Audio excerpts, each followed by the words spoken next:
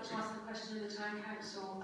What, as a resident and as a shopper at Morrisons, and knowing many of the staff in there, what pressure the Town Council have put, or will put, or anything they have done to put pressure on Sedgemoor regarding the Morrisons closure. We cannot have an empty site at that end of town. We cannot have one supermarket, i.e. Lidl's, supporting the whole town. We are a retirement town. There are elderly and people with mobility issues, non-drivers like myself.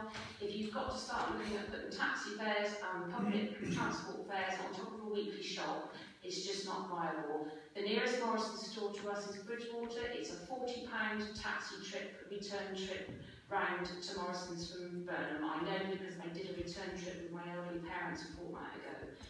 We already had one I saw at the end of town where the old job centre was, which was international stores. I worked at international stores. I also worked at the Gateway and High Bridge, both of which were sold or closed to make way for the Morrisons store, which was then Summerfield, which has been open for 25 years. We've no greengrocers in town, we've no butchers in town. If we lose Morrisons, we've then lost our last remaining butcher as such in that store.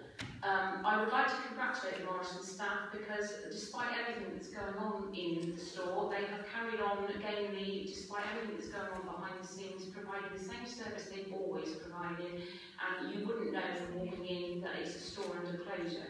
Bridgewater, on the other hand, which I visited a fortnight ago, is a complete mess. I rang them to tell them so the following morning and did make the point that considering they, as far as we know, are not the store open for closure, they need to look at their situation in there.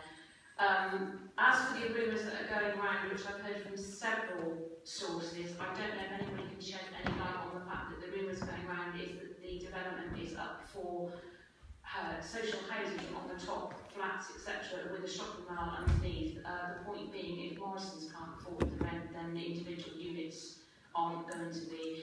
We just would like to know what the Town Council is doing and if they're putting any pressure on Sedgemoor, because we would like to think as residents that the Chamber of Trade, the Town Centre Manager and the Council are working together on our behalf.